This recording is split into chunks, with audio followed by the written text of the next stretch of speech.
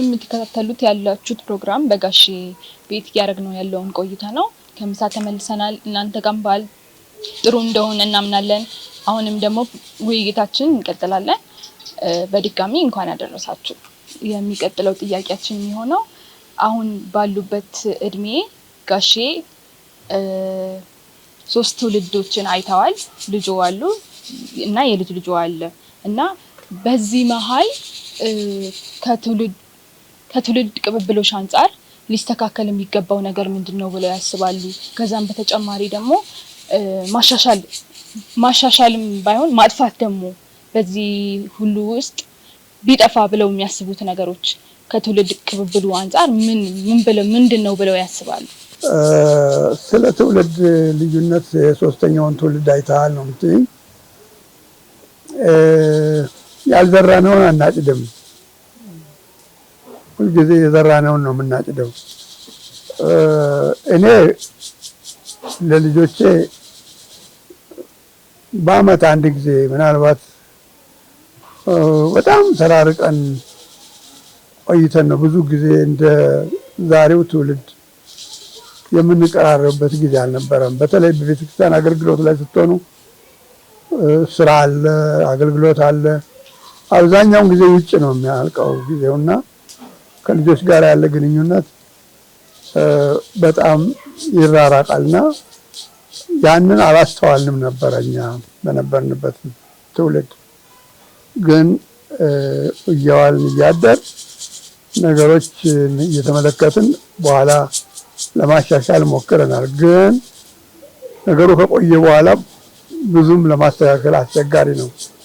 አሁን ለዚህ ትውልድ የሚመክረው ምክር ምንድነው? አሁን እዚህ ቤት የምመለከተው በጣም ጥሩ ጊዜ ያላቸው እናት ልጆቿን በደንብ አድርጋ ትቆጣጠራለች። አባት ፍቅር ያሳያል። አብረው ይጫወታሉ፣ ይሳሳቃሉ፣ ሀሳብ ይቀያየራሉ። በቃ እንደ ወንድምና እንደ እህት ስለሆነ ያ በጣም ያቀራርባል ብዬ አስባለሁ። እንግዲህ ሊወገድ የሚችል ነገር ምንድነው ብዬ ምናልባት ልጆች ወላጆቻቸውን ማክበር፣ ይሄንን ቢያደርጉ ጥሩ ነው። ልጆች ወላጆቻቸውን በፍቅር ማክበር፣ በፍርሃት አይደለም። ፍርሃት ከኋላው መጥፎ ነገር አለው። ሁልጊዜ አንድ ሰው የሚፈራችሁ ከሆነ ከኋላችሁ መጥፎ ነገር ይናገራል። ግን ፍቅር ከሆነ ምንም አይናገርም። ፍቅር ያሸንፋል።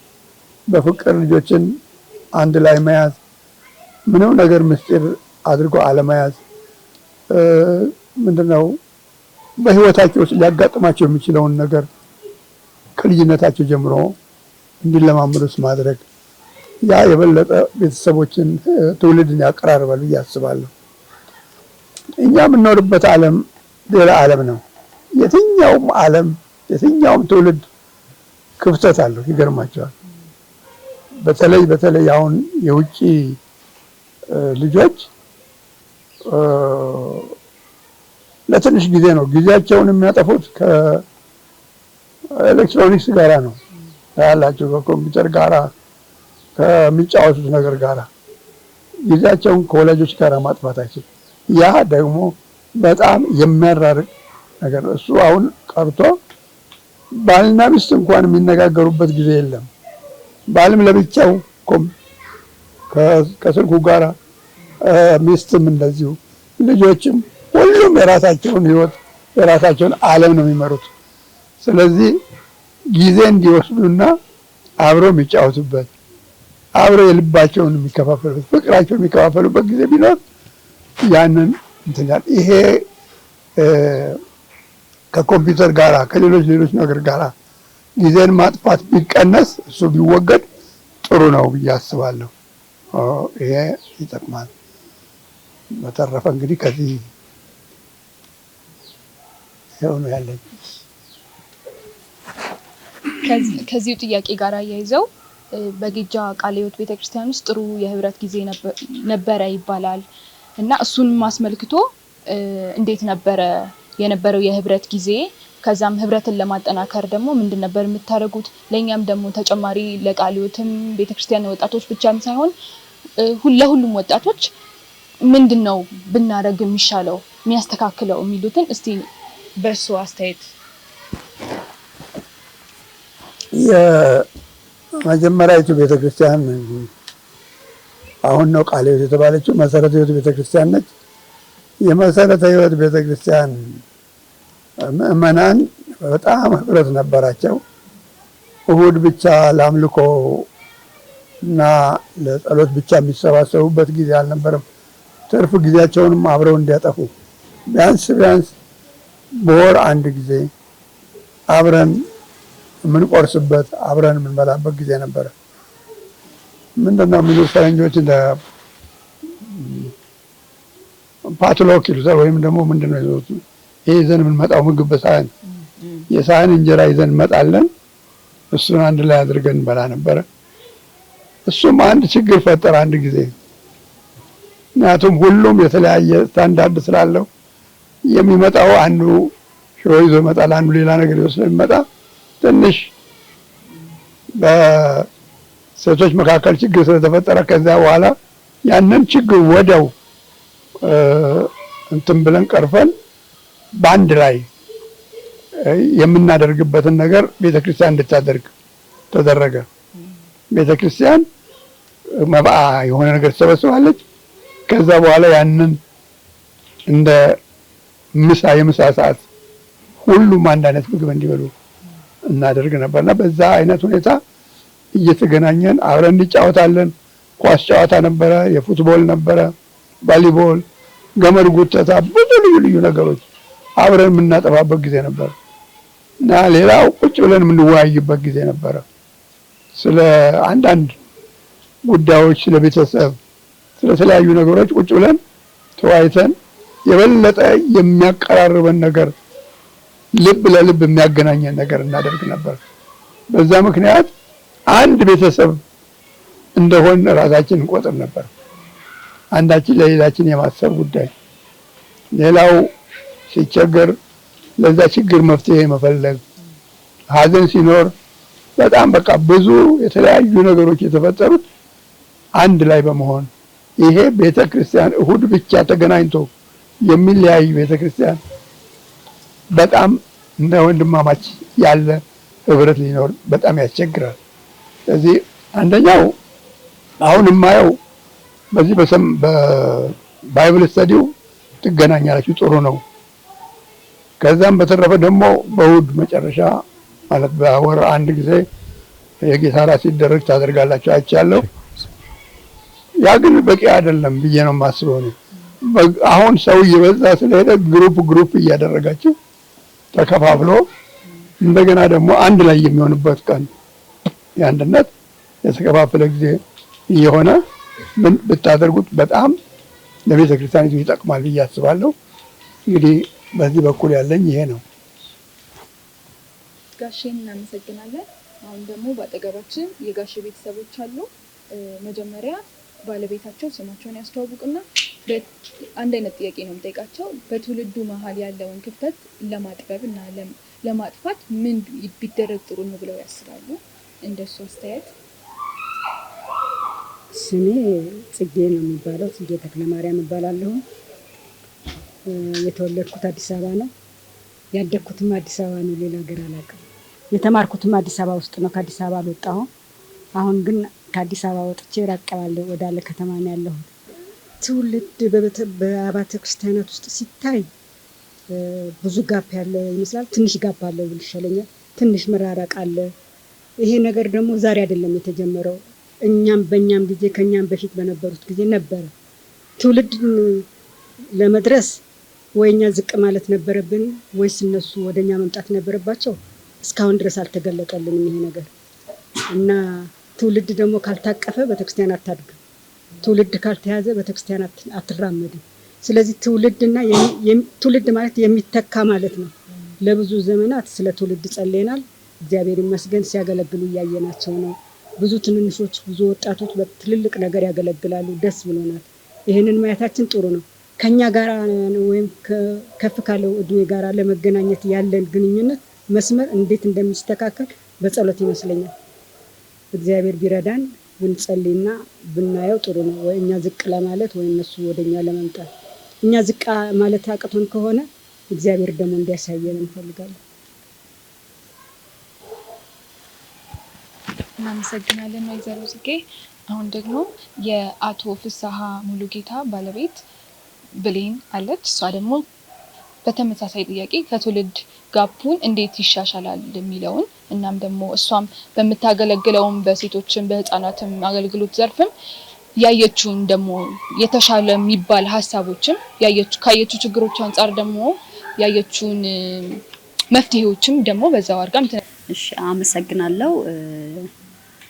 ስለዚህ ቀን እግዚአብሔር የተመሰገነ ይሁን።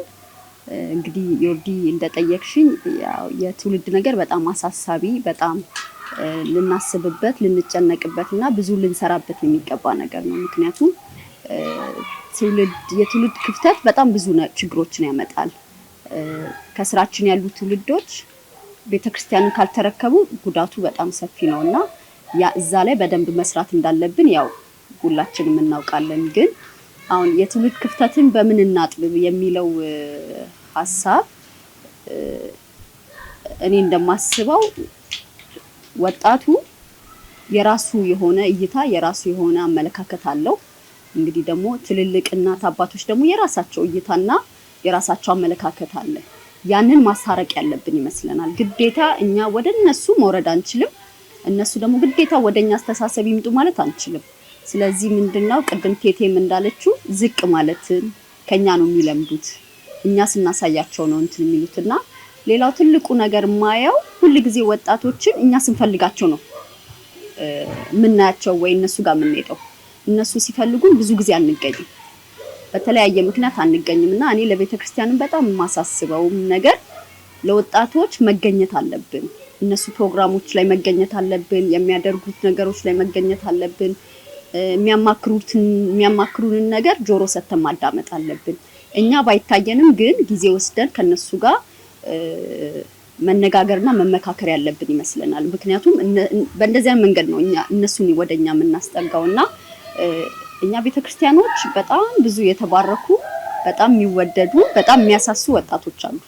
በጣም እግዚአብሔር የሰጠን ስለኛ ቤተክርስቲያን ወጣቶች እግዚአብሔርን አመሰግናለሁ ከልቤ።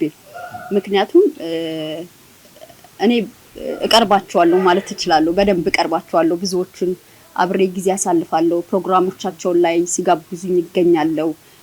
ስለዚህ ከሌላው በተለየ መንገድ ይቀርቡኛል እና ያን ነገር አየዋለሁ፣ በደንብ አየዋለሁና ስለዚህ ሁሉም ሰው አገልጋዮች፣ የሙሉ ጊዜ አገልጋዮች፣ ፓስተሮች፣ ቤተክርስቲያን መሪዎች ይሄንን ነገር ቢሰሩ ትውልዱን እጆቻችን ውስጥ ማስገባት እንችላለን፣ በእኛ መንገድ መቅረጽ እንችላለንና ሲፈልጉን እንገኝላቸው። በጣም እሱን ማሳሰብ እፈልጋለሁ። ይሄ ነው ያለኝ። ቴንክ ዩ። ሁሉም እንደተናገሩት እንደ ቤተሰብ እንደ ግለሰብና እንደ ቤተክርስቲያን ሁላችንም ይህንን የትውልድ ክፍተት ለማጥበብ የራሳችን የሆነ አስተዋጽኦ ማድረግ ይገባናል። እናም ደግሞ ኃላፊነት እንዳለበት ሰው እግዚአብሔርም እንደሚጠይቀው ሰው ደግሞ እየጸለይን ደግሞ ስለዚህ ነገሮችን በግልጽም በመወያየትም ሊሆን ይችላል። ጋሼም ያሉትን ወይዘሮ ጽጌም ያሉትን ብሌንም ያለችውን ነገር ጨምረን የተሻለ ነገር ለማድረግ ጥረት ማድረግ ይጠበቅብናል። አሁን ደግሞ አጠገባችን የጋሼ የልጅ ልጆች አሉ። ስማቸውን እያስታወቁ ከዛ ስለ ጋሼ የሚሉት ነገር ካለ እስቲ እንሰማቸዋለን። እኔ ስሜ ናታን ሊፍሳ ይባላል። እኔ ስለ ጋሼ የምለው ነገር ያው እዚህ ስለማይኖሩ እነሱ ብዙም አንገናኝም፣ ግን ያው ቪዚት ሊያደርጉን ኦልሞስት ኤቭሪ ይር ይመጣሉ እና በሚመጣበት ጊዜ በጣም ብዙ አሪፍ ጊዜዎች አሳልፈናል እና ጋሼንም ቴቴንም በጣም ማደንቃቸውና ሪስፔክት ማድረጋቸው ሰዎች ናቸው እና ያው ስፒሪቹዋሊም ፊዚካሊም በጣም ስትሮንግ የሆኑ እና በጣም ኢንስፓየር ያደርጉኝ ናቸው እና በጣም ነው የምወዳቸው። ስሜ አጋፔ ፍሳ ይባላል። ጋሼና ቴቴ በጣም እወዳቸዋለሁ፣ አከብራቸዋለሁ። ጋሼና ቴቴ በሚመጡበት ጊዜ ስለ ህይወት ታሪካቸውም አንድ ላይ መጽሐፍ ቅዱስ ሼር እናደርጋለን እና ኢንስፓየር ታደርጉኛለች። ስሜ ካሊፉሳ ይባላል። ነጋሽ መጡ በጣም ደስ ይሉናል እና ከነሱ ጋር ሁሉ ሌላ ሀገር ሄደን በጣም ደስ ይሉናል። እግዚአብሔር ይመስገን። እንግዲህ ጋሼም ቴቴም የልጆቻቸውም ፑፒም እንግዲህ የተናገረችው ነገር አለ። እንደ ቦሌ ቃለ ሕይወት ቤተክርስቲያን እኛም የትውልድ ክፍተትን ለማጥበብ ቤተክርስቲያን በጣም እየሰራች ያለች፣ በተለይ የወጣቶች አገልግሎት ይህንን ክፍተት ለማጥበብ ፕሮግራሞች እየተሰሩ ይገኛሉ። የባለፈው ዓመት እንግዲህ እንደ ጌጃ ቃለ ሕይወት በአባቶች በእናቶች እና በወጣቶች መካከል ስፖርታዊ ውድድሮች ነበሩ። እንግዲህ በዚህ አጋጣሚ ሴቶች እናቶች እንዳሸነፍን ለመግለጽ እወዳለሁ። አሁንም እግዚአብሔር ይረዳናል። እንግዲህ ይሄንን የትውልድ ክፍተት ለማጥበብ የሚደረጉ ፕሮግራሞችን በቋሚነት ለማድረግ እንደ ቤተሰብ ቀን ያለ በማህፀን ካለ ጽንስ ጀምሮ እስከ ትልቅ አያቶች ቅድመ አያቶች የሆኑ ወገኖቻችን የሚገኙበት ፕሮግራሞች እያቀድናለ። በቅርብ ጊዜም ይሄን እናደርጋለን። መንፈሳዊ ውይይቶች ይኖሩናል፣ ጨዋታዎች ይኖሩናል። አብረን ማዕድ የምንቆርስበትን ፕሮግራም እንግዲህ ተዘጋጅቷል። ቦሌ ቃለ ሕይወቶች በዚህ አጋጣሚ ሬዲ እንድትሆኑና በቅርብ እንግዲህ ቀኑን እናሳውቃችኋለን። እግዚአብሔር በዚህ እየረዳን ይገኛል። ሜቢ እዚህ ጋር ፑፒን በድጋሚ እንደው መጠየቅ የምፈልገው ነገር አሁን ሴቶች አገልግሎት ላይ ያገለገልሻለሽ፣ የሰንበት አስተማሪ ሆነሽ እንግዲህ አብረን እያገለገልናለን እና ከሱ አንጻር እንደው ትንሽ እንደው ጨመር የምታደርጊው ሀሳብ ካለ እድሉን መስጠት ፈልጋለሁ። ይሄ ያመሰግናለሁ። ያው እንደ ሴቶች አገልግሎትም እንደ ሰንበት የህፃናት አስተማሪነቴም የማያቸው ብዙ ክፍተቶች አሉ። ለምሳሌ አሁን የሴቶች አገልግሎት ላይ ሳገለግል ወጣቶች የሴቶችን አገልግሎት የሆነ የእናቶች አገልግሎት አድርገውም ነው የሚመለከቱት ብዙ ወጣቶች እና እንደውም አንዳንድ ወጣቶች መጥተው ፑፒ የምር የሴቶች አገልግሎት ገብቶሽ ነው ወይም ታገለጊው ብለው ጥያቄ ብዙዎች ይጠይቁኛል። እና አንደኛ የእህቶች አገልግሎት ወይም የሴቶችን አገልግሎት በደንብ ለወጣት ሴቶች ማስረዳትና ማስተማር ያለብን ይመስለኛል። እና አንደኛ የእናቶች የሴቶች አገልግሎት ተተኪ ያስፈልገዋል። ምክንያቱም ይሄ የሚቀጥል አገልግሎት ነው። እንደገና አገልግሎት ደግሞ ቅብብሎሽ ነው። ስለዚህ ካሁኑ ወጣቶች ትልቅ ሲሆኑ ወይም እድሜያቸው ትንሽ ገፋ ሲሆን ምናምን የሚያገለግሉት አገልግሎት አይደለም። ማንም ሴት ወጣትነቷን ጨርሳ እስከ 29 ዓመት በኋላ የሴቶችን አገልግሎት መቀላቀል ወይም ከዛም በታች ያለ እድሜ ሴቶች አገልግሎቱን መቀላቀል አለባቸው። ምክንያቱም ብዙ ጠቃሚ ነገሮች አሉት ለወጣቶች በጣም ሚስትነትን፣ እናትነትን፣ ሴትነትን ብዙ ትምህርት የምናገኝበት ነውና በዚህ አጋጣሚ ወጣት ሴቶችን ላበረታታ ላነሳሳ ፈልጋለሁ። የእናቶች አገልግሎት ወይም የሴቶች አገልግሎትን ቢቀላቀሉ በጣም ብዙ ነገር ያተርፋሉ። ስለዚህ እግዚአብሔርም በጣም እየሰራበት ያለው ነገር ለትውልድ የሚጸለይበት ብዙ እናቶች ብዙ ሸክም ለትውልድ አላቸው። እዛ ላይ ለትውልድ ለባሎቻችን፣ ለሀገር፣ ለቤተሰብ የሚጸልዩ እናቶች ብዙ አሉና ያንን አገልግሎት እንዲቀላቀሉ በዚህ አጋጣሚ ማሳሰብ እፈልጋለሁ። እኔ ብዙ ስለተጠቀምኩበት ማለት ነው። የሰንበት ትምህርትን እንደዛው ነው። አገልግሎቱ ቅብብሎሽ ነው። ስለዚህ ትልቅ ስንሆን ብቻ አይደለም። በእኛ ቤተክርስቲያን በቦሌ ቃለ ሕይወት ቤተክርስቲያን ብዙ ከስራችን ያሉ ወጣቶች ብዙ አብረውን የሚያገለግሉ ወጣቶች አሉ። በዛ ደስተኛ ነኝ። ግን ይህንን አገልግሎት ለሌላውም ቤተክርስቲያን ለሌላውም አጥቢያ ወንጌላውያን ቤተክርስቲያኖች ያንን ነገር አፕላይ ቢያደርጉ ከስር ተተኪ ቢኖራቸው አገልግሎቶች ሁሉ ተተኪ ቢኖራቸው ብዬ አሳስባለሁ። ምክንያቱም ተረካቢ ሲኖር አገልግሎቱ እንደሚቀጥል ቤተክርስቲያን እንደምትቀጥል እርግጠኞች እንሆናለንና ትውልዱ ላይ በጣም መስራት አለብን። ያንን ነው የምጨምረው። አመሰግናለሁ። በጣም ጥሩ ነው። እኔም እዚህ ላይ ጨመር ማድረጋት ነገር ያለችው ቅድም አንዳንድ ነገሮች በግልጽ ብዙ ነገሮችን ጀመር አድርጌ የተውኳቸው ነገሮች አሉ። ዝርዝር ውስጥ ብገባ ብዙ ጊዜ ስለምወስድ ነው። ግን አንድ ነገር ለመናገርና እንዲጠናከር የምወደው ሁልጊዜ ቤተክርስቲያን ሽማግሌዎችን ስናገለግል ቤተክርስቲያንን የሚያገናኝ ብሪጅ የሚያደርግ ነገር ነበረን። ከወጣቶች ጋራ አንድ ሰው ብሪጅ ያደርጋል። ወጣቶች ምንድነው ያላቸው ችግር፣ እንዴት እያደረጉ ነው የሚል ከሽማግሌዎች መልእክት ካለ ወደ እነሱ የሚሄድ ከወጣቶች ደግሞ ወደ ሽማግሌዎች የሚሄድ መልእክት ካለ ወደ ሽማግሌዎች የሚቀርብ መቀራረቢያ መስመር ነበረን። ይሄ ለወጣቶች ብቻ አይደለም፣ ለሴቶችም ለማህበራዊ አገልግሎት የምንለው ለምሳሌ ድር፣ ሰው ሲታመም ለመጠየቅ እነዚህ ማህበራዊ አገልግሎት የምንላቸው ነበሩ። ሌሎችን ለማቋቋም የምንረዳው የአካባቢን እርዳታ የምናደርግበት ለምሳሌ በእኛ አካባቢ በጣም ብዙ አስቸጋሪ ሁኔታዎች ነበሩ። ድሮ መጸዳጃ ቦታ አልነበረም። እሱን ሁሉ ቤተክርስቲያን እየዞረች ትሰራ ነበረ። ህዝብን ከቤተክርስቲያን ጋር ለማገናኘት ስራችን፣ አገልግሎታችን ከኮሚኒቲው ጋር የተቆራኘ እንደሆነ ለማድረግ እና ይሄ አሁን ያለውም ቤተክርስቲያን ዛሬ ምናልባት ከሌሎቹ ዘመናት በጣም የተሻለ ነገር አለ። ነገር ግን ይሄ ነገር በተለይ ወጣትና ሽማግሌን የሚያገናኝ የመገናኛ መስመር መፈጠር አለበት። ችግራቸውን ለዛ ሰው ይነግሩታል፣ እሱ ደግሞ ለሽማግሌዎች ያቀርባል። ለምሳሌ አሁን ህብረት የሚባል የወጣቶች ህብረት አለ። ወጣቶቹ ህብረት በሚያደርጉበት ጊዜ አንድ ላይ የሚቆርሱበት ጊዜ፣ አንድ ላይ የሚጫወቱበት ጊዜ የራሳቸው ጊዜ ነበረ። በዛ ላይ ይሄ ሰው ይገኛል። እንደዚህ አድርጎ ቤተክርስቲያን የበለጠ የመቀራረቢያ መንገድ መፍጠር ትችላለች እና ወጣቱ ለመስራት ይፈልጋል። አንዳንድ ጊዜኛ ዝቅ እንትን የምናደርገው ቆይ ተማር ምናምን እያልን ነው እና ይሄ ወጣቶችም ደግሞ በዚህ በኩል ይሄንንም ደግሞ የሽማግሌዎችን ኮንሰርን ደግሞ መረዳት አለባቸው። ይሄን ከተረዱ ሁለቱም እየተሳሰቡ አብረው ለመሄድ ይችላሉ። ቅርብርቦሹ የበለጠ የተሳካ ይሆናል። እንደዚህ ይሄን ለመጨመር ነው። ተባረክ። ሁሌ አስባለው ፍቅሩን፣ ሁሌ አስባለው ፍቅሩን፣ የኢየሱስን እውነተኛውን። እናመሰግናለን። ከዚህ ጋር አያይዘን ጋሼን ሌላ ጥያቄ ያለኝ ለጋሼ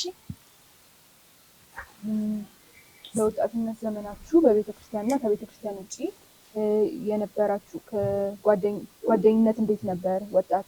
ወጣትነትና ጓደኝነት እንዴት ነው በቤተክርስቲያን ውስጥ ከቤተክርስቲያን ውጪ?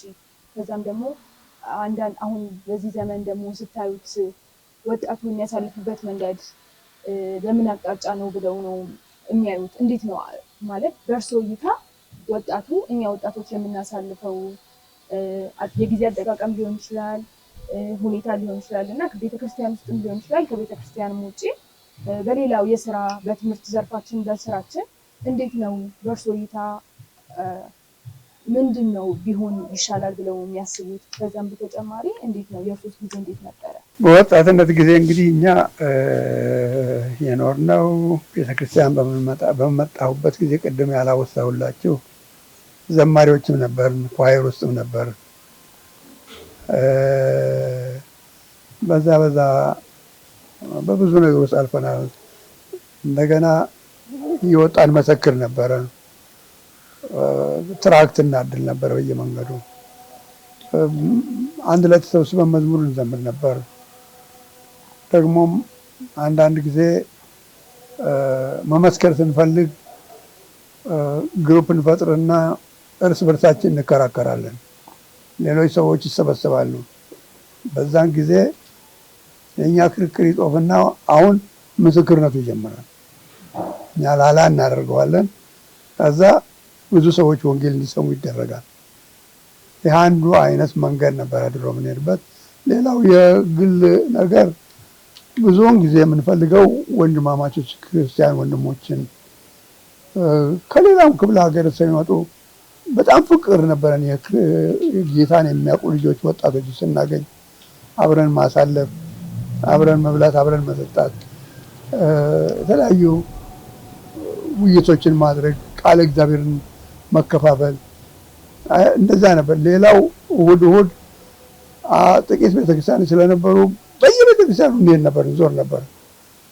እዚህ ጠዋት ሰምተን እንደሆነ ከሰዓት በኋላ ሌላ ቦታ፣ ከዛ እየተዘዋወርን ወንጌልን ለመስማት በጣም ናፍቆት ነበረ። ያኔ የሙሉ ወንጌል ቤተክርስቲያን ገና መጀመሪያው ነበርና ከነሱ ጋራ ሞቅ ያለ መዝሙር ስለሚዘምሩ በጣም እንወደው ነበር። እሱ ያንን ይዘን ወደኛ ቸርች ሄደን እኛ ደግሞ የወጣቶች አገልግሎት ተሰጥቶን ነበርና እዛ ስንዘምር እነዚህ ልጆች እንዴት ናቸው እየተባልንበት ጊዜ አለ እና በእውነት ናፍቆት ነው። የእግዚአብሔር ቃል የእግዚአብሔር በጣም ፍቅር ነበረ። ያ ነው እንግዲህ ለዚህ እንትን ብዙ ጓደኞችም ከሌሎች ቤተክርስቲያን እንድናፈራ ያደረገን በዚህ ምክንያት ነው። እኛ ጌታን የሚያውቅ ሰው አንድ በተለይ ሽማግሌ ሆኖ ሽበት ያለው ሰው ስናይ በጣም ነበር የሚገርመን ደስ ምክንያቱም አብዛኛዎቻችን ወጣቶች ነበርን እዛ የነበርንና ከሽማግሌ የምናየው መካነ ኢየሱስ ቤተክርስቲያን ነው። መካነ ኢየሱስ ሄደን እነዚህ ሽማግሌዎች ጌታን ያወዳሉ በጣም በቃ ደስ ይለን ነበር እና እንደዚህ አይነት ነገር ስናደርግ ነው ያሳለፍነው። ናፍቆት ነበር በቃ ለጌታ ነገር አንድ ሰው ጌታን መስክሮ ሌላ ሰው ሲያመጣ ያንን ሰው በቃ ቶሎ ብለን ጓደኛ አድርገን እንዲጠነክር እንዲበረታ በጌታ ያን ነበር የምንከታተለው እና የአሁኑ ጊዜ ትውልድ በጣም ሰፊ ነው። በጣም እድለኛም ነው። ምክንያቱም ሚዲያውም የተለያዩ ነገሮችን አሁን ስንመለከት በጣም የተሻለ ነገር አለ ከኛ ይልቅ በየቀኑ በየሚዲያው በየስልኩ ላይ ብዙ ነገሮችን ያያል። እንደኛ ጊዜ አይደለም። ዘመኑ የተለወጠ ዘመን ነው። አሁን ምን ማድረግ አለበት ብዬ የምለው ምንድነው አብዛኛው ወጣት አንድ ላይ ሆኖ የበረታ ነገር ጠንከር ያለ የእግዚአብሔርን ቃል የመማር የበሰለ ነገር የመሰብሰብ ጉዳይ ላይ ነው መጠናከር ያለበት። ያንን ካደረገ ያድጋል፣ ይበረታል፣ እግዚአብሔር ይባርካቸዋል። ሌላ አንድ ነገር መናገርና ማመስገን የምወደው በቦሌ ቃለ ሕይወት ቤተክርስቲያን ያሉ ወጣቶች ህፃናቶች በተለይ ሲወጡ ምን ያህል ልቤ ደስ እንደሚለኝ እነዚህ ሁሉ ቤተክርስቲያን ናቸው። ስንት ቤተክርስቲያን ይሆናሉ እያልኩ ነው የማስበው። ቡቃያው በጣም ትልቅ ነው። እግዚአብሔር ይመስገን። እነዚህ ልጆች ልንጸልይላቸው ይገባል፣ ልናሳድጋቸው ይገባል። እድለኞች ናችሁ። በርቱ። ጌታ ይባርካችሁ። ክብር ለእግዚአብሔር ይሁን። መልካም ጊዜ እያሳለፈናለን። ቤተሰባዊነትን አስመልክቶ ቅድም ትንሽ የጠቆም አድርገው ያለፉት ነገር አለ፣ ግን ትንሽ ሰፋ አድርገው ደግሞ የቀድሞ ልምምዳችሁ እንዴት ነበረ? አንዳችሁ በአንዳችሁ ህይወት ውስጥ የነበረው ተጽዕኖ አሁን ባለንበት ዘመን በጣም ግለኝነት የራሴ ነገር ብቻ የምንልበት ጊዜ ነውና በእናንተ በተለይ በድሮ በጌጃ አባቶች በኩል ያለ ልምድ እንዳለ እንሰማለን። እርስ በርስ መረዳዳት ብቻ ሳይሆን ልጆቻችሁ ጋር ሳይቀር አንዱ ለሌላው ልጅ እንደው ያደረጋችሁት ነገር እንዳለ የሰማነው ነገር አለና እንደው እንደ ምሳሌ አሁን በዚህ ዘመን ላለን ትውልድ ልናካብተውና ልናሻሽለው የሚገባውን ነገር እንደው ምሳሌውንም ምክሩንም ቢገልጹልን። መልካም እንግዲህ በዛን ዘመን የነበርን የቤተ ክርስቲያን ሰዎች እንዳንድ አካል ነው ራሳችን የምንቆጣጠረውና ወንድም ቤተሰቦቻችን የወለዱን ወላጆቻችን ከወላጆቻችን ይልቅ እና ከስጋ ዘመዶቻችን ይልቅ በጌታ የተዛመን ሰዎች ነበር የበለጠ የምንቀራረበው። እኔ ስለ ቤተሰቤ ግድ የለኝም። ወንድሜም እህቴም የቤተ ክርስቲያን ሰዎች ናቸው።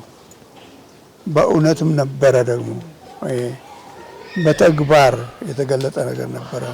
ቲዮሪ ብቻ አይደለም። ችግር ሲደርስ አንድ ሰው ቶሎ የሚደርሰው የቤተ ክርስቲያን ሰዎች ናቸው። በአካል መድረስ ብቻ አይደለም።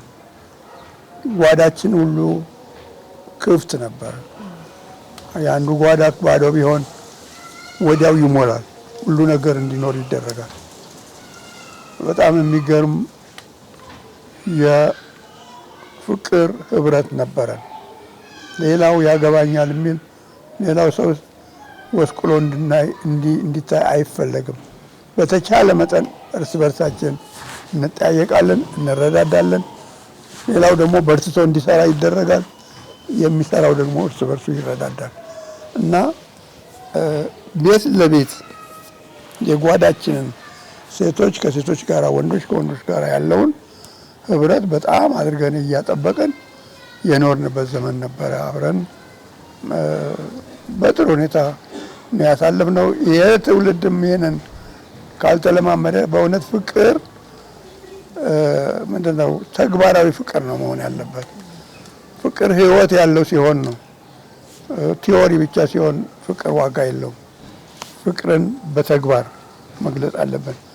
ያ ሲሆን ነው ዛሬ ምናልባት ቤተክርስቲያን ሰፍቶ ይሆናል፣ ብዙ ምዕመናን ይኖሩ ይሆናል።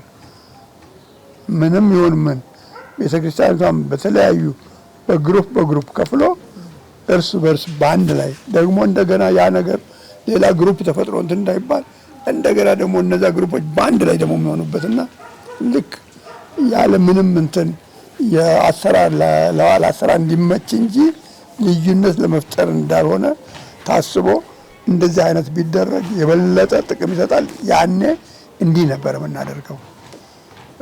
ያንን ስናደርግ ብዙ ወደ ኋላ የቀሩ ወገኖቻችንን ረድተናል።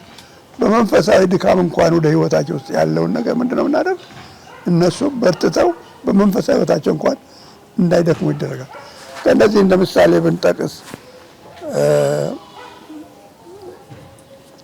ሰው የኔ ቤተሰብ ተጎድቶ እናቴ ባረፈችበት ጊዜ ወንድሞች እንዴት አድርገው እንደረዱኝ እኔ አሁን ባስታውሳቸው ደስ ይለኛል። አምቡላንስ ጋሽ ወልደ አምላክ ወንድማችን አቶ ወልደ አምላክ ከመስሪያ ቤቱ አመጣ። ነጋሽ ጥላሁን ገንዘብ አዋጡ።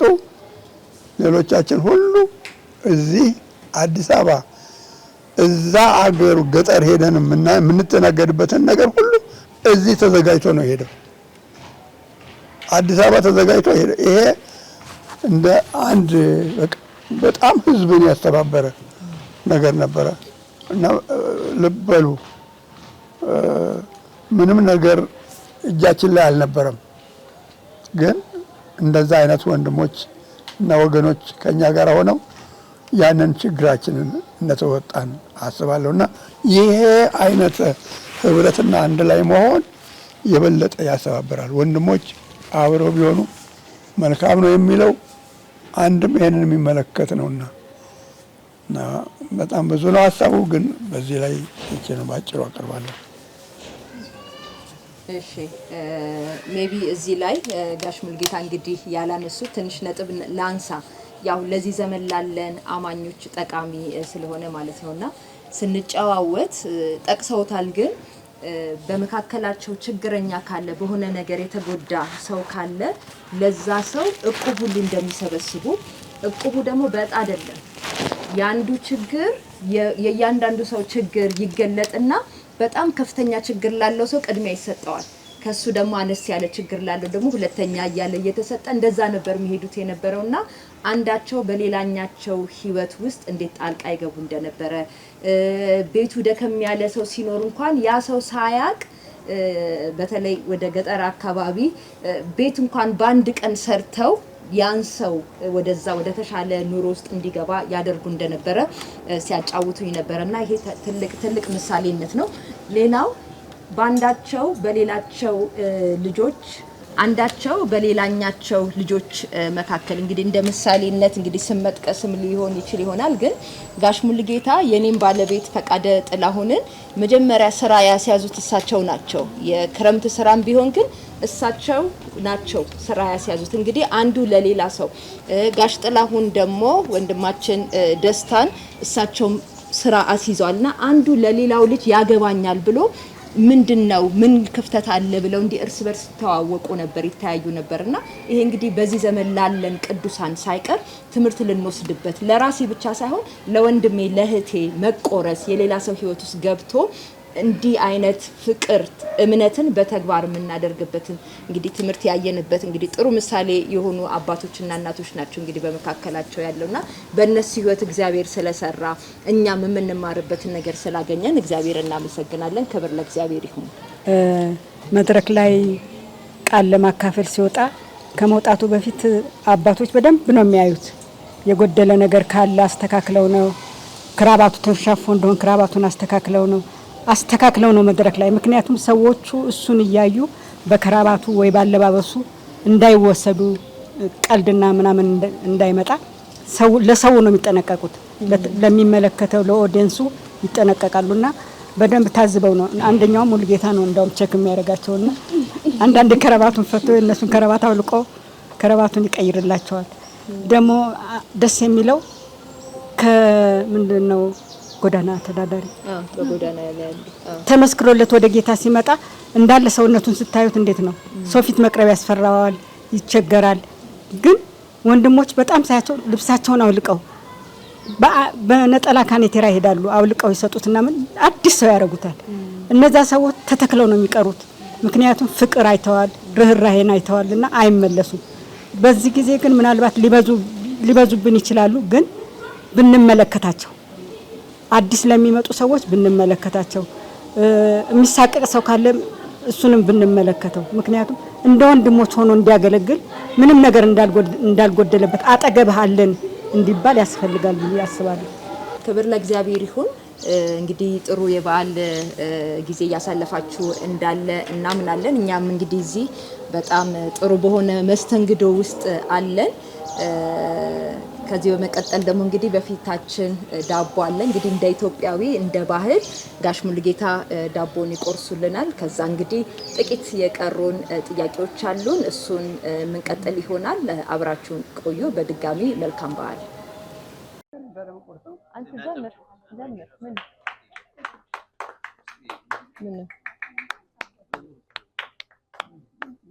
ምን ጠንከር ብሏል።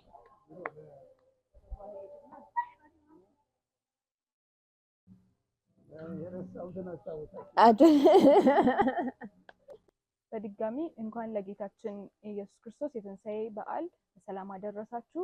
እንደምታዩት ዳቦ ቆርሰናል። አሁን ደግሞ ቡናችንን እየጠጣን እናመልካለን።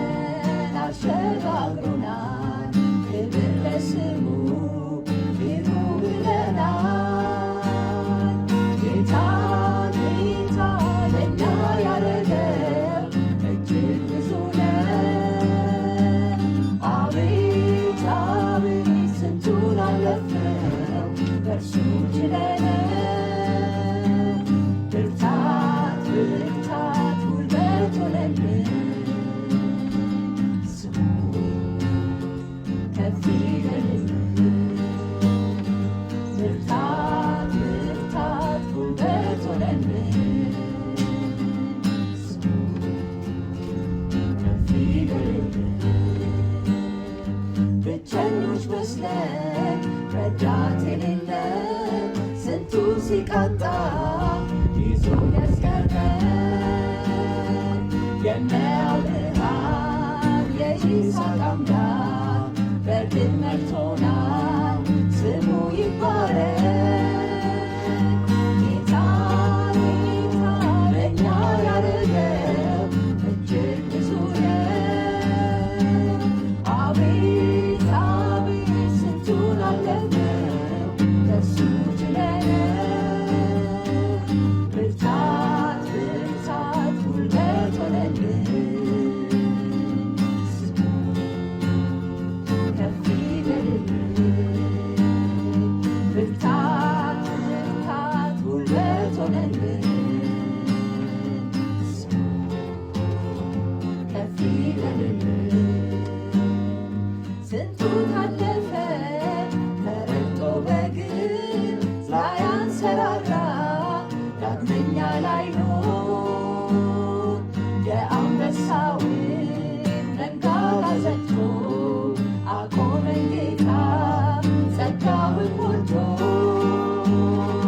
ጌታ ጌታ ለእኛ ያደረገው እጅግ ብዙ ነው። አቤት አቤት ስንቱን አለፍን በሱ ችለነው። ብርታት ብርታት ጉልበት ሆነልን ከፍ ይበልልን። ብርታት ብርታት ጉልበት ሆነልን ከፍ ይበልልን። ጌታ ጌታ ለእኛ ያደረገው እጅግ ብዙ ነው። አቤት አቤት ስንቱን አለፍነው በሱ ችለነው። ብርታት ብርታት ጉልበት ሆነልን ከፍ ይበልልን። ብርታት ብርታት ጉልበት ሆነልን ከፍ ይበልልን።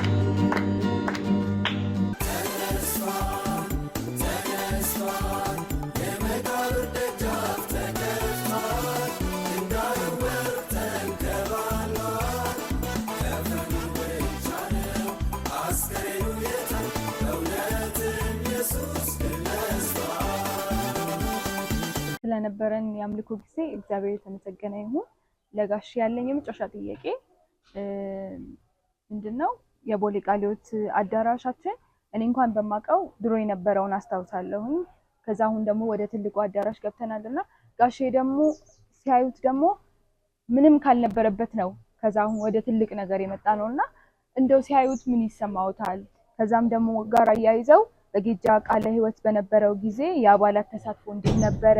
በአሁን ዘመን ያለን አማኞች በቤተክርስቲያን በምን መልኩ ማገልገል አለብን?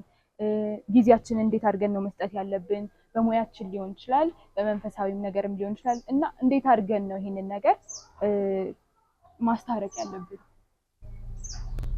እንግዲህ እግዚአብሔር ይመስገን ይሄ ቤተክርስቲያን ከመሬት ላይ መሬት ጠርገን ከዛ የጀመርን ሰዎች አሁን ያለውን ትልቁን መሰብሰቢያ ቦታ ስንመለከት መጀመሪያ ያ ዲዛይን ሲሰራ አይቼዋለሁ። እንዴት ይሆናል የሚል ሀሳብ ነበረን። ምክንያቱም የሚጠይቀው ገንዘብ በጣም ብዙ ነበረ። ግን አሁን ወደ መጀመሪያዊቱ ጌጃ ቃለ ሕይወት ቤተክርስቲያን ስንሄድ ረዘም ያለ ታሪክ አለው።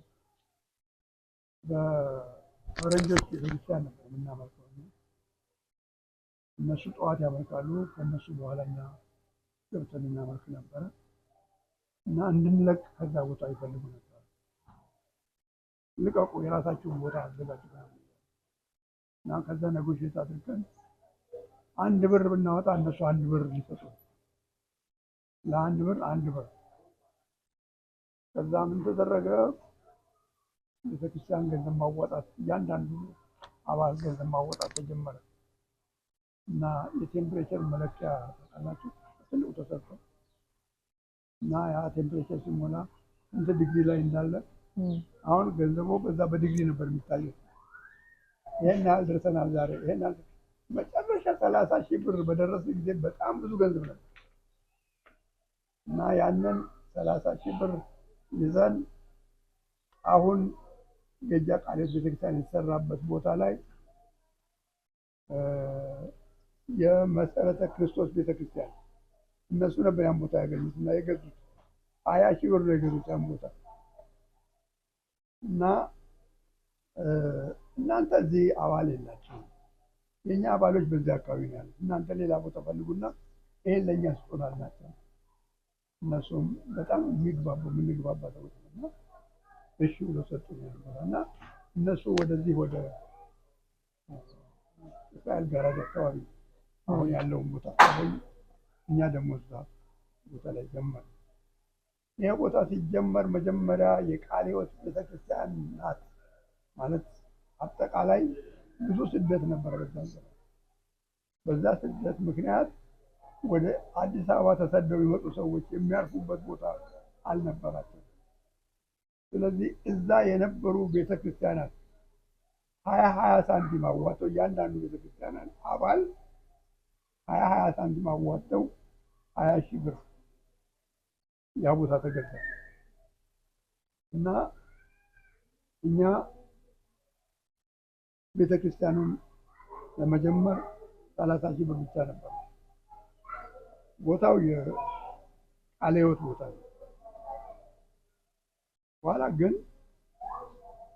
ገንዘብ ስላልነበረን አንድ ኮንትራክተር ክርስቲያን ኮንትራክተር ግብፃዊ ሚስተር ሲኖት ከሊል የሚባሉ ሰውዬ ነበሩና ያንን አይተው አይ እኔ እሰራላቸዋለሁ ስንት ነው ያላቸው አሉ። ይሄን አለ ግድ የለም እንሰራለን አሉ። ሰራዋለሁ አሉ በእምነት በቃ እኔ አዘጋጅላቸዋለሁ። እሳቸው ጀመሩ ያንን ስራ። ምንም ሳንቲም ባልነበረን እግዚአብሔር ረድቶን ያ ቤተክርስቲያን ተሰራ። ሰዎቹም ለአንድ ብር እንሰጣለን ያሉ ሰዎች ብዙ ክርክር ውስጥ አስገብተውን ነበረ።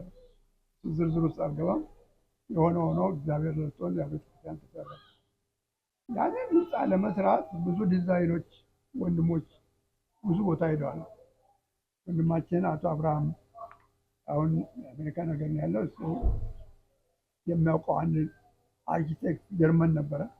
እሱ ሰርቶ የላከውን ዲዛይን ያ ሰው እንደገና ዲዛይኑን በኢትዮጵያ ስታንዳርድ አድርጎ ሰርቶ ምድር ቤትና ላይኛውን አዳራሽ ሰራልን። በዛን ጊዜ የፈጀው 80,000 ብር ነው። እኛ አልነበረንም እና ወደዛ ገደማ ነው ፈጀው 90 ወይም 80,000 ብር ገደማ ነው። ግን ያ አለቀ። ግን በዛን ጊዜ የነበረው ርብርብ ነው የጠየቃቸው። ያንዳንዱ ሰው ቅድም እንዳልነው ቆሎ የሚሸጠው ሰው መጽሐፍ እያዞረ የሚሸጠው ያንዳንዱ የቤተክርስቲያን አባል ብዙ ሀብታሞች አልነበሩም፣ የለንም። ብዙ ኑሮም ዝቅ ያለ ነበር። ግን ባለችን አቅም ሁሉ ሰው ተረባርቦ ቤተክርስቲያኒቷን ለመስራት በቃ በጣም ትግል ነበር። ብዙ ርብርቦች ነበር እና ተረባርቦ ነው የተሰራው። እያንዳንዱ ሰው አስተዋጽኦ አድርጓል። ቆርቆሮውን በሙሉ ያለበትን አንድ ወንድም ነው ወንድማችን አቶ ታምራት ይባላል። እሱ ነው ያኔ 500 ብር ነው የፈጀው ቆርቆሮ። በጣም ትንሽ ነው። ወደ 100 ምናምን ቆርቆሮ ነው ርካሽ ስለነበረ ያኔ እና እስካሁን ድረስ አልፈረሰም። ያ ቆርቆሮ እንዳለ ነው፣ አልተቀየረም። ስንት ዓመት ነው አሁን ረጅም ጊዜ ነው። እና እንደዛ ነው የተሰራው። እና ስንሰራው ግን ያንዳንዱ ሴቶች ጠልፍ የሚጠልፉ ጠልፈው እንጀራ ጋግረው ምናምን እየሸጡ እዛው፣ ሌላው ሊስትሮ እየጠረገ አለ እንደው እያለ ብቻ ቤተክርስቲያኗ ገንዘብ የምታገኝበት መንገድ ነው። በተለይ ሴቶች ያደረጉት አስተዋጽኦ በጣም ከባድ ብዙ ነው። በዛን ጊዜ የነበሩ እህቶች በጣም ብዙ ነገር ሰርተዋል እና በዚህ አይነት ሁኔታ ነው ተረባርቦ የተሰራው። ይሄኛውን ስናየው አሁን ከዛ ጋር አይተያይም።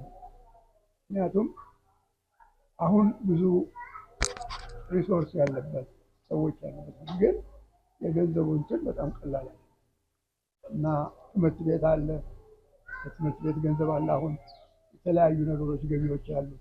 አስራቱና መባዋ እንኳን በጣም ትንሽ ነበረች እኛ በጣም ጊዜ ከዛ ተነስቶ ነው ዛሬ አድጎ እዚህ ቦታ ላይ የደረሰውና ለዚህ ቤተክርስቲያን በእርግጥ አሁን ቦሌ ቃልዮት ቤተክርስቲያን ገጃ ቃልዮት ቤተክርስቲያን ብዙ አስተዋጽኦ አድርጋለች። ቀላል ነገር አይደለም ያደረገችው እና ያቺ ትንሽ ቤተክርስቲያን ነው ይህን ሁሉ አሁን አብያተ ክርስቲያናት ያሉ አባት ሆና ያለች ማለት ነው። ዛሬ እንረዳዳ ያስፈልጋል ብዬ አስባለሁ። ቦሌ ቃልዮት ገጃ ቃልዮትን መርዳት አለባት፣ መደጋገፍ አለባቸው ብዬ አስባለሁ። ግን የአሁኑ ትውልድ እንዴት አድርጎ እንደሚሰራ አላውቅም። አሁን በነበርኩበት ጊዜ በጣም ብዙ መረዳዳት ነበረ እንደማየው። አሁን እንዴት እንደሆነ አላውቅም። ግን ቤተክርስቲያኒቷ በጣም እድለኛ ቤተክርስቲያን ነው። መምህራንም አሏት፣ አገልጋዮችም የተባረኩ ናቸው ብዬ ነው የማስበው። ይህን ነው። እሺ፣ እግዚአብሔር እናመሰግናለን። ክብር ለእግዚአብሔር ይሁን። እንደው እዚህ ላይ ትንሽ ለመጨመር ያህል በዛ ጊዜ የነበሩ ሰዎች እንግዲህ ህንፃውን ከመስራት ባለፈ ሙያ ያላቸው ሰዎች ወንበር እንኳን ለመስራት እንግዲህ ጋሽ ሙሉጌታም አንዱ ናቸው። እንግዲህ እሳቸው የብረት ሙያ ነበራቸውና የነበሩ ወንበሮችን ራሱ እሳቸው ደግፈው ሲሰሩ ነበረ። ልጆቻቸው ሳይቀር ነበር ሲያገለግሉ የነበረው። ምክንያቱም ስብሰባ በነበራቸው ጊዜ ልጆቻቸውን ከትምህርት ቤት ይዘው ሄደው እስከ 5 ሰዓት 6 ሰዓት ልጆቻቸው መኪና ውስጥ ቁጭ ብለው ይጠብቋቸው ነበር ወላጆቻቸውና ይሄንን ስንመለከት በጣም የተሰጡ በሁለንተናቸው የተሰጡ ቅድም እንደተባለው ቤተሰባዊነታቸው ጌታንም ለማገልገል እርስ በርስም ለመገልገል ነውና ከነ ቤተሰባቸው ያገለግሉ ነበር። እንግዲህ በዚህ ዘመን ያለን ቅዱሳን ለቤተ ክርስቲያን እንዴት ነው የምንሰጠው? ጊዜያችንን ልጄን ጨቄን ማቄን ሳንል በሙሉ ማንነት ተሰጥተን ልናገለግል ይገባል። ማናቸውም አልወደቁም። ቅድም እያወራን ነበርና ጌታን በማገልገላቸው ልጆቻቸው ቁም ነገር ላይ ደርሰዋል፣ የከበረ ቦታ ላይ ደርሰዋል። ስለዚህ በዚህ ዘመን ያለን ሰዎች የተለያየ አይነት ቻሌንጅ አለ። አዎ፣ ያን ግን አልፈን ጌታን ልናገለግል ቤተክርስቲያንን ልናገለግል ይገባል። ክብር ለእግዚአብሔር ይሁን። የረዳችሁ እግዚአብሔር ምሳሌ ሆናችሁልናል። እኛም ባለን ዘመን ከኛ በኋላ ደግሞ የሚቀጥሉትን ትውልዶች ደግሞ ጌታን በመሰጠት እንደሚያገለግሉ እናምናለን። የእግዚአብሔር ጸጋ ይረዳናል። ለመጠቅለል ያህላው እንግዲህ ጊዜ ስለሚገድበን እንጂ ከነዚህ አባቶችና እናቶች ብዙ የምንማረው ነገር አለ። የህይወት ተመክሯቸውን የገጠመኛቸውን እንደ ብናወራ ብናወሳ እንግዲህ ማደራችን ነው የሚሆነው። ከዚህ የተነሳ እዚህ ላይ ልናጠቃልል እንገደዳለን። ግን መጨረሻ ላይ እንደው ጋሽ ሙሉጌታ ሊያስተላልፉት የሚፈልጉት መልእክት እንደችን ነገር ሳልናገር የሚሉት ነገር ካለ በዚሁ አጋጣሚ ደግሞ እንኳን አደረሳችሁ ብለው የሚያስተላልፉት መልእክት ካለ እድል ልስጥ። እሺ፣ እንግዲህ ያልጠቀስኩት ስለ አገልግሎት እሱን ነገር ልጠቅስ ደስ ይለኛል። አገልግሎት ወስደን በምናገለግልበት ጊዜ እኔ አንድ አገልግሎት ብቻ አልነበረም። ሽምግልና አገልግሎት ውስጥ ነበርኩ። የትምህርት ኮሚቴ ቼርማን ሆኜ ብዙ ጊዜ ሰርቻለሁ። ለ15 ዓመት ሰርቻለሁ። የህፃናትና ቤተሰብ አገልግሎት ሰብሳቢ ሆኜ ሰርቻለሁ። እንደገና ደግሞ እዚህ ቦሌም ህፃናት መጀመሪያ ሲመሰረት ይሄ ኮምፓሽን ሰብሳቢ ነበርኩኝ። አብዛኛዎቹን ሰዎች ተቀጥረው እንዲሰሩ ያደረኩ ነው። ጌታቸው ነበረ፣ እሳችን ወደ ጌታ ሄደችዋ። በጣም የተባረኩ ሰዎች ነበሩ። በጣም ኢዮብን ለምኛ መጣሁት እኔ ነኝ። ከሚሰራበት ቦታ ቢሮ ሄጄ በቃ ልመና እና ግድ የለም ጌታ ይባርካል። በቃ እግዚአብሔር ደግሞ ያልኩትን ነገር አድርጓል። እግዚአብሔርን በጣም አድርጌ ነው እናመሰግን። በገጃ ቃልዮት መሰረታዊ ቤተክርስቲያን ትምህርት ቤት እዛ ስናገለግል ስብሰባችን እስከ 5 ሰዓት ድረስ ይሄዳል። ይሄ በደርግ ጊዜ ነው። ጌታቸው ወልደ ገብርኤል ሰብሳቢ ማነው ዳይሬክተር ነበር። እሱ ነው እንግዲህ ሁሉን ነገር የሚያቀርብልን። ሌሎች ትምህርት ኮሚቴዎች አሉ። ስብሰባችን ስንጨርስ ከዚህ ኮተቤ አድርሼው በኮተቤ ብቻዬን ወደ ቤቴ ነው። ይሄ ነዳጅ አይከፈለንም። ለጌታ ክብር እንዲሆን አሁን የምናገረው እኔ ለዚህ ላይ እንትኑን ማለት እግዚአብሔር ስለረዳን ነው እና ምንም ከዚህ ጉዳይ ለእኔ ክብር የሚሆን ነገር ለመናገር አልፈልግም። እግዚአብሔር ግን ያደረገውን ነገር መናገር ፈልጋለሁ። በደርግ ጊዜ የሰዓት እላፊ በነበረበት ጊዜ በሚያስፈራበት ጊዜ ሁሉ በእግዚአብሔር ተማምነን ያደረገው ነገር በጣም በዚህ ላይ ልጆቻችን እንኳን መኪና ውስጥ ውጭ አድርገን እስከ 4 ሰዓት ድረስ 10 ሰዓት ነው ማለት እስከ 4 ሰዓት ከምሽቱ መኪና ውስጥ እንቅልፍ የሚወስዳቸው ጊዜ ወንድማችን ብርሃኑ ደረሰ፣ ወንድማችን ጋጭላው እነዚህ ልጆቻችን በቃ እነሱ ራሳቸው እስኪሰላችሁ ድረስ ቤት መኪና ውስጥ ነበር።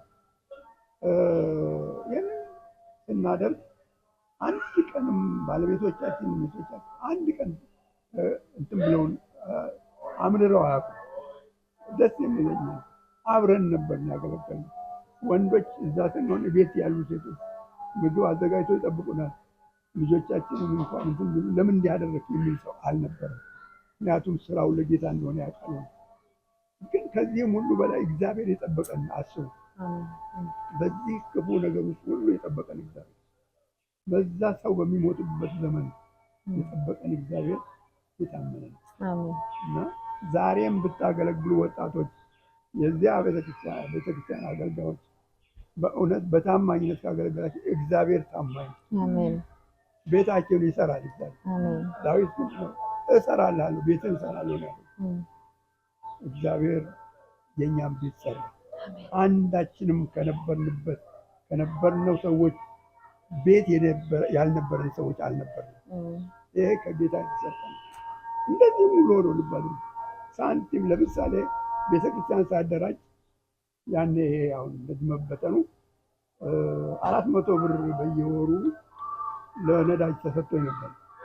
እነዛን ገንዘብ አልተቀበል ለቤተክርስቲያን ገቢ እንዲሆን ያደረኩት ምክንያቱም እግዚአብሔር ባርኮኛል። ለምንድን ነው ገንዘብ የምቀበል? ቤተክርስቲያን ሰጣኛለች። ነገር ግን እኔ አልወስድም ያን ቤተክርስቲያን ብዬ በነፃ ነው ጌታን ሳገለግል የኖርኩት። በነፃ ስላገለገልኩ ደግሞ ጌታ አገለገለን። ወገኖቼ ለገንዘብ ብለን የምናገለግል ከሆነ ጌታን አናውቀውም። ገንዘብ የሚሰጠን እሱ ነው። ጤንነት የሰጠን እሱ ነው። ሕይወት የሰጠን እሱ ነው። ጌታ ይባረክ እና ብዙ ወንድሞቻችን አብረን ያገለገልነው በዚህ አይነት ሁኔታ ነው ያሳለፉት እና ይሄ ወደሚቀጥለው ትውልድ እንዲተላለፍ እፈልጋለሁ። ይሄንን እመኛለሁ። ይሄንን ጸልይላችኋለሁ እንደዚህ እንዲሆን። ጌታ ብቻ ይባርካችሁ። ለቀሩት ወንድሞቻችን ከኛ ርቀው ላሉ ምናልባት ይሄንን ሲደርሳቸው ትዝ ማለት መልካም ምኞት እንትን ለማቅረብ እፈልጋለሁ። ወንድማችን ጌታቸው በሆላንድ ነው ያለው። ቤተክርስቲያኒቷ በምትመሰረትበት ጊዜ በምትከፈትበት ጊዜ ሰብሳቢ የነበረ እና ቤተክርስቲያን ለረጅም ጊዜ ያገለገለ ወንድማችን ነው። ብዙዎች ሰዎች አያውቁትም። ወንድማችን ጌታቸው ክፍለ ማርያም እንኳን ከእህታችን ጋር አስናቀች እህታችን እንኳን ጌታ ለዚህ ቀን አደረሳችሁ፣ እንኳን ለትንሣኤ በዓል አደረሳችሁ ብዬ ይህንን ምኞቴን ለነሱ አቀርባለሁ። ወንድማችን ብርሃኑ ደረሰ ከስለ ጋራ እንደዚሁም ወንድማችን አብርሃም ተስፋ ሚካኤል፣ ወንድማችን ደምስ ማድሬ፣ ወንድማችን አቶ ተፈራ እና ጀነራል በቀለ እነዚህን ሰዎች ማስታወሳቸው ሲሆን ብዙ ናቸው።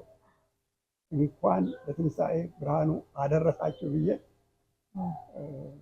የመልካም ምኞቴን አቀርባለሁ። ጌታ ብስቶ ይባርካችሁ። አመሰግናለሁ። ክብር ለእግዚአብሔር ይሁን። እንግዲህ በነበረን ጊዜ በጣም መልካም ጊዜ እንዳሳለፈን እናምናለን። እንደተናገርነው እንግዲህ ጊዜ ስለሚገድበን እንጂ በእነዚህ ቤተሰቦች ወይም ወላጆች መካከል ውስጣቸው በጣም ብዙ ነገር አለ። እንግዲህ እግዚአብሔር ይፈቅድ ሌላ ጊዜ እንግዲህ ሌላ ፕሮግራም የምንሰራ ይሆናል። እንግዲህ ይሄን ፕሮግራም ስትከታተሉ ለቆያችሁ፣ አሁንም እያያችሁ ላላችሁ በድጋሚ እንኳን ለ2018 ዓመተ ምህረት የኢየሱስ ክርስቶስ የትንሣኤ በዓል በሰላም አደረሳችሁ። ኢየሱስ ክርስቶስ ከሞት ተነስቷል። በኢየሱስ ክርስቶስ በማመን የሚገኝ የዘላለምን ሕይወት እንድትወርሱ ሁላችሁንም እንጋብዛችኋለን። እንግዲህ በመላው ኢትዮጵያ ላላችሁ እንዲሁም ደግሞ በዓለም ላላችሁ ቅዱሳን ሁሉ ለክርስቲያኖች ሁሉ እንኳን አደረሳችሁ ማለት እንፈልጋለን። መልካም በዓል። ጌታ ይባርካችሁ። እንኳን አደረሳችሁ መልእክት ማስተላለፍ እፈልጋለሁ። በመጀመሪያ ለእናቴ፣ ለማማ፣ ለእህት ለወንድሞቼና ለመላው የክርስቲያን እምነት ተከታዮች በሙሉ ለቦሌ ቃለ ሕይወት ምዕመናን በሙሉ እንኳን ለጌታችን ለኢየሱስ ክርስቶስ የትንሣኤ በዓል አደረሳችሁ ማለት እፈልጋለሁ። መልካም በዓል ይሁንላችሁ። አዎ መጨረሻ ላይ ሳልናገር ማለፍ የማልፈልገው ነገር ምንድነው? ለቤተክርስቲያን አደራ ነው። ይህ በጣም ኢምፖርታንት ነገር ነው። ሐዋርያው ቅዱስ ጳውሎስ ለኤፌሶን ቤተክርስቲያን የሰጠው አደራ አለ። ክርስቶስ በደሙ የዋጃትን ቤተክርስቲያን ተጠብቁ ዘንድ የሚለው ሀሳብ እኔም ልተነዝር እፈልጋለሁ። ቤተክርስቲያንን በቅድስና በንጽህና መጠበቅ በጣም አስፈላጊ ነገር ነው። ስህተት በሚገኝበት ጊዜ ስህተት ነው ብሎ የመናገር ድፍረት መኖር አለበት። እዛ ቦታ ላይ ሰው አይደለም እግዚአብሔር ነው መክበር ያለበት። ወገኖቼ አሁን ባለፉት ዘመናት የነበሩ አባቶች እኛም ጭምር ሳንቀር ማለት የተሻሉ ትልቅ አገልጋዮች የነበሩ እየገሰጹ ቤተክርስቲያንን አስተካክለው ጸጥ አድርገው ነው እዚህ ያደረሱት። የሚቀጥለው ትውልድ ከዚህም ቀጥሎ ያለው ትውልድ ጌታ እስኪመጣ ድረስ ሐዋርያው ጳውሎስ የተሰጠውን በሐዋርያት ሥራ ምዕራፍ 20 የተሰጠውን አደራ በደንብ ክርስቶስ በደሙ የዋጃትን ቤተክርስቲያን ጠብቁ። ይህ ትውልድ ሲሪየስሊ ማሰብ ያለበት በጣም ጠልቆ ማሰብ ያለበት ዛሬ ቤተክርስቲያን ያለችበት ሁኔታ አስፈሪና አደገኛ ሁኔታ ነው ያለው እና ደፋሮች እየገቡ ነው ቤተክርስቲያን ነው። ዛሬ ቤተክርስቲያን የሚጠብቁ ሰዎች በጥንቃቄ ማድረግ እንዳለባቸው ይህንን ማስተላለፍ ፈልጋለሁ። አደራ ለሚቀጥለው ትውልድ ይሄ ይቀጥል ብዬ ነው የማስበው። ጌታ ይባርካችሁ። ሌላ የረሳሁት ቢኖር በካናዳ ያሉ ወንድሞቻችን ወንድማችን እንዳልና ቤተሰቡ፣ ወንድማችን ተሾመ ቤተሰቡ፣ እነዚሁም ወንድማችን ዶክተር አለሙ፣ ወንድማችን ዳንኤል እነዚህን እንኳን ለብርሃነ ትንሣኤው አደረሳችሁ እላለሁ። ጌታ ይባርካችሁ።